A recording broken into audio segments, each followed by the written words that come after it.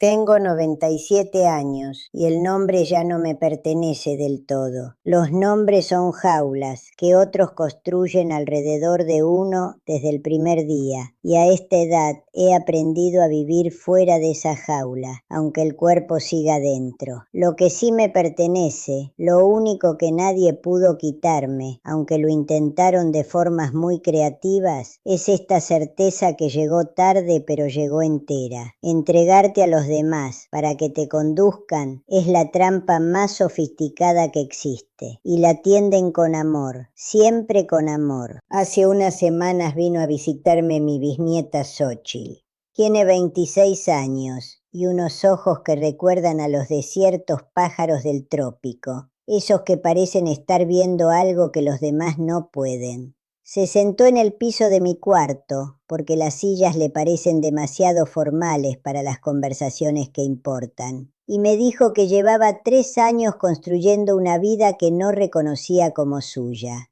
Había abandonado su proyecto de hacer documentales sobre comunidades indígenas en la sierra. Había renunciado a irse a vivir sola a una ciudad distinta. Había apagado, uno a uno, los fuegos que la hacían ser ella. Y lo había hecho con una sonrisa, siempre con una sonrisa, porque sonreír mientras te borras a ti misma es la manera más eficiente de no incomodar a nadie. La miré durante un momento largo. Afuera llovía sobre los madeyes del patio, con esa lluvia de octubre que no es urgente, que solo cae porque le da la gana. Y le dije lo que llevo décadas sabiendo y que tardé demasiado en aprender. No fue una conversación cómoda. A mi edad uno ya no invierte energía en la comodidad ajena cuando hay verdades que decir. Escúchame bien, porque esto es lo más importante que voy a decirte. Las personas que te quieren no son necesariamente las personas que deben orientarte. Y confiarles el volante de tu existencia, solo porque llevan tu misma sangre o tu misma historia, es la forma más silenciosa y más devastadora de perderte a ti misma. Nací en un pueblo del altiplano, donde el polvo en agosto sabe a siglos. Mi abuela materna, Remedios Catarina, me crió con una mezcla de ternura y autoridad que todavía no sé si admirar o lamentar. No era una mujer mala, era una mujer que había sobrevivido cosas que doblan el alma y que había llegado a la conclusión, muy razonable desde su perspectiva, de que el mundo premia a quienes se quedan quietos. Cuando yo tenía 17 años y hablaba de irme a estudiar pintura a la capital, ella no me insultó ni me amenazó. Hizo algo mucho más efectivo: se enfermó. No de mentiras, o al menos yo nunca lo supe con certeza. Se enfermó de ese tipo de enfermedad que los cuerpos producen cuando el miedo no tiene otro lugar a donde ir. Me quedé, no por obligación, sino por interpretación. Traduje su cuerpo como una advertencia del universo, la forma en que los jóvenes siempre hacen con las personas que más veneran. Convertí su miedo en sabiduría, convertí su limitación en mapa, y durante años navegué por ese mapa creyendo que era mío, sin ver que cada camino marcado en él terminaba exactamente donde ella había terminado, en un lugar seguro y perfectamente vacío. Esto es lo que no se habla en las reuniones familiares, ni en los velorios, ni en las tardes de domingo. No solo heredamos las recetas y los apellidos y los gestos con las manos. Heredamos las derrotas, los intentos abandonados, las certezas fabricadas por gente que fue vencida antes de que nosotros naciéramos y que necesita que también nosotros seamos vencidos para que su derrota tenga algún sentido. No lo hacen con malicia, lo hacen porque no saben que lo hacen, y eso lo hace todavía más difícil de ver. Quiero ser muy exacta en lo que digo cuando digo que no confíes en nadie, ni en la familia. No estoy hablando de dejar de amar. No estoy invitando a nadie a la frialdad ni al resentimiento. El amor no está en discusión. Lo que estoy poniendo sobre la mesa, con toda la claridad que me queda en estos años, es otra cosa. La costumbre humana de confundir la cercanía emocional con la capacidad de guiar. Tu tía Perpetua, que suspira cada vez que mencionas tus planes, no está hablando desde el conocimiento, está hablando desde la particular forma de pena que nunca ha podido nombrarse a sí misma. Tu hermano mayor, que te dice que seas realista, no está viendo tu futuro con más claridad que tú. Está narrando el capítulo que él no se atrevió a vivir. La gente que te quiere hace algo simultáneamente hermoso y limitante. Te quiere tal como eres cuando les produces tranquilidad. Pero no siempre puede querer la versión de ti que todavía no ha llegado, la que está buscando su forma en la oscuridad, la que todavía da miedo porque todavía no es legible.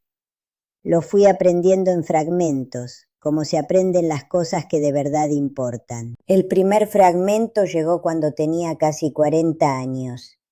Trabajaba entonces con una mujer llamada Chilakatzin, una de esas personas que aparecen pocas veces en una vida, de esas que hacen que una reunión de trabajo se sienta como una conversación filosófica importante. Llevábamos 6 años construyendo juntas un proyecto editorial que ambas amábamos, con esa clase de amor profesional que se parece bastante al otro amor. Cuando me llegó la oportunidad de dirigir una publicación nueva, una oportunidad que había estado esperando sin saber que la esperaba, Chilakatzin fue la primera persona a quien se lo conté. No dijo nada. En el momento en que lo conté, no dijo absolutamente nada. Más tarde descubrí que había estado sembrando, muy discretamente, las condiciones para que esa oportunidad llegara a manos de alguien más. No era un monstruo, era una persona con sus propios miedos y sus propias ambiciones, haciendo lo que la gente asustada hace cuando siente que el terreno se le mueve bajo los pies. Pero yo le había dado el acceso a mis cuartos interiores, a los lugares sin guardia, y ella los había usado como moneda. No me volví amarga esa tarde, pero sí me volví más lúcida. Estaba parada en la calle cuando salí de la oficina, con el sol de las 5 cayendo sobre el pavimento, y sentí que algo en mí se terminaba. No la juventud, esa ya se había ido hace tiempo. Se terminó cierta clase de inocencia más sofisticada, la que asume que la intimidad garantiza la lealtad. Chilakatzin no me había fallado porque fuera mala persona. Me había fallado porque yo la había convertido, sin decirle nada, en algo que ella nunca había pedido ser. El segundo fragmento llegó durante una época de pérdida grande, cuando tenía ya pasados los 60. Me volteé hacia mi familia entonces, con la vulnerabilidad de quien no puede sostenerse solo, y mi familia respondió. Respondió con una generosidad que todavía me conmueve cuando la recuerdo. Vinieron, se quedaron, llenaron el espacio con presencia y con comida, y con esa atención sostenida que uno solo recibe en los momentos de quiebre verdadero. Y en medio de toda esa abundancia de cuidado, empezó a ocurrir algo que tardé demasiado en nombrar. Me estaban reconstruyendo. Me estaban reconstruyendo con sus propios planos, con su propio lenguaje de lo que significa estar bien. El duelo que me ayudaron a procesar tenía la forma de sus propios miedos. La sanación que me ofrecieron tenía la forma de la versión de mí que a ellos les resultaba más manejable, serena, predecible, fácil de querer porque fácil de entender. Lo permití. Durante mucho tiempo lo permití, porque estaba rota y porque reconstruirse con materiales ajenos es más rápido que hacerlo con los propios. Pero una mañana me desperté y me miré en el espejo del baño, ese espejo con el marco de madera que lleva 40 años en esa misma pared, y no reconocí del todo lo que vi.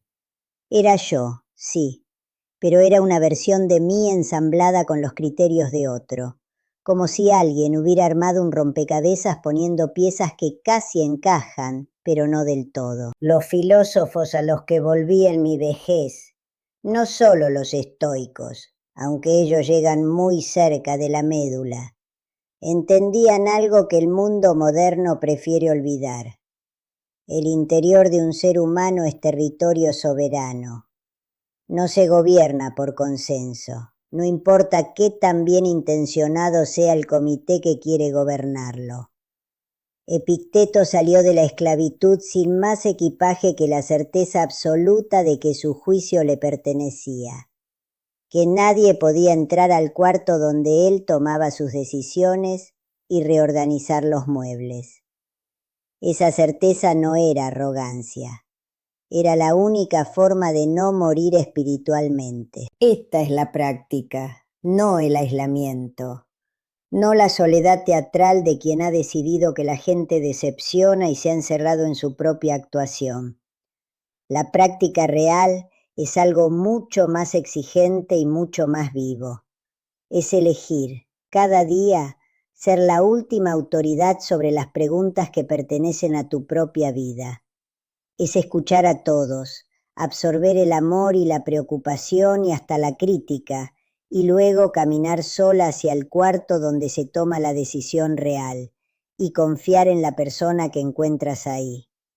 Hay cosas que desearía haber entendido cuando tenía 30 años, y las voy a decir sin adornos. La primera, el deseo que persiste no es inmadurez. Cuando algo regresa una y otra vez, cuando aparece en tus pensamientos como una canción que no pediste, pero que tampoco puedes dejar de escuchar, eso no es fantasía ni capricho, es información. Las personas que han hecho las paces con sus propias renuncias suelen presentar esa información como ingenuidad tuya. Te dirán que la vida es más difícil de lo que crees. Tienen razón en que es difícil. Se equivocan en que la dificultad es razón suficiente para no intentarlo. La segunda, las personas no son estáticas. La amiga que hoy es tu roca será transformada por la próxima década de maneras que ninguna de las dos puede predecir. La prosperidad cambia a la gente en direcciones que subestimamos. También el duelo. También esa erosión lenta y casi imperceptible que producen ciertos tipos de monotonía. Si has construido tu seguridad sobre la constancia del carácter de alguien más, has construido sobre arena mojada. Esto no es cinismo, es simplemente la ecología de los seres humanos. Somos organismos en el tiempo. Cambiamos o nos calcificamos. Y ninguna de las dos opciones te garantiza a la persona que conociste. La tercera, buscar la aprobación de quienes te quieren es una traición a ti misma, disfrazada de lealtad. Se siente como amor hacer que estén orgullosos. Se siente como generosidad doblar tus aspiraciones hacia su zona de comodidad. No es ninguna de las dos cosas, es una desaparición gradual. Te vas borrando de a poco, cortésmente, en pequeñas capitulaciones cotidianas, cada una tan razonable por sí sola que casi no las notas, hasta que un día buscas tu propio rastro y descubres que hace tiempo dejó de ser tuyo. Mi bisnieta Xochitl estaba sentada en el piso de mi cuarto, y yo la miraba y me reconocía con una nitidez que casi dolía. La misma potencia luminosa organizándose alrededor de la definición que otros tienen de lo sensato.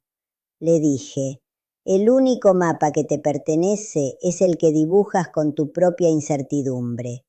Todos los demás mapas son herencias que nadie te pidió que aceptaras. He amado en estos 97 años con una plenitud que no cambiaría, ni en sus partes más costosas.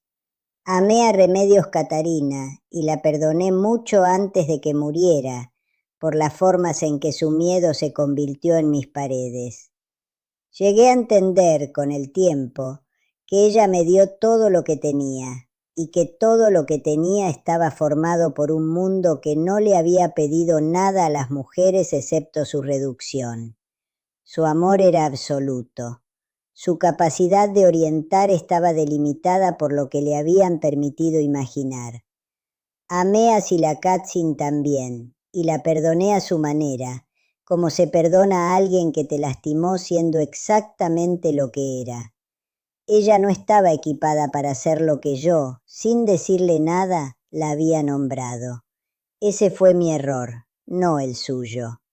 Hay una cosa más que quiero decir antes de terminar, y tiene que ver con lo que pasa cuando uno deja de necesitar que los demás sean sus arquitectos. Cuando dejas de pedir que te construyan, puedes por fin recibirlos tal como son, imperfectos, cansados, intentando, queriéndote de esa manera fracturada y parcial en que los seres humanos quieren, que es la única manera que existe.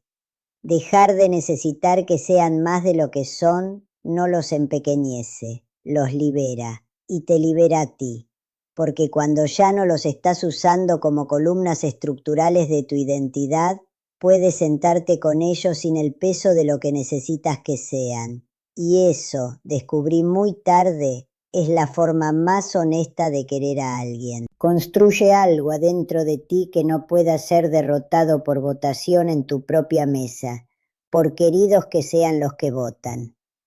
No una fortaleza de desprecio, un santuario de discernimiento, un lugar al que puedas llegar con las preguntas más grandes de tu vida y confiar en la voz que encuentras ahí, aunque sea inconveniente, aunque decepcione a personas que han sido buenas contigo, aunque te pida convertirte en alguien que todavía no reconocen del todo.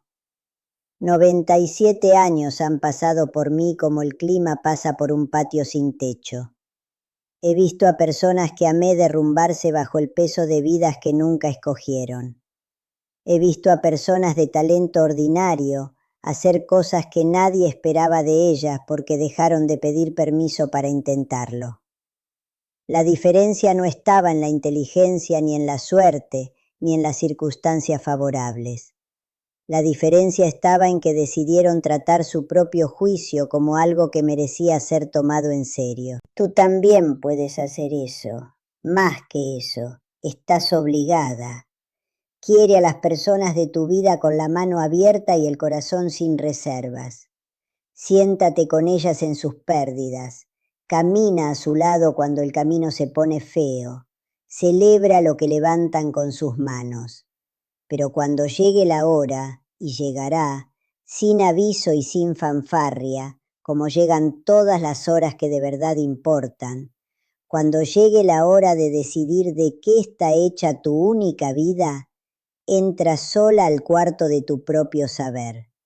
Cierra la puerta despacio y confía en lo que encuentres ahí.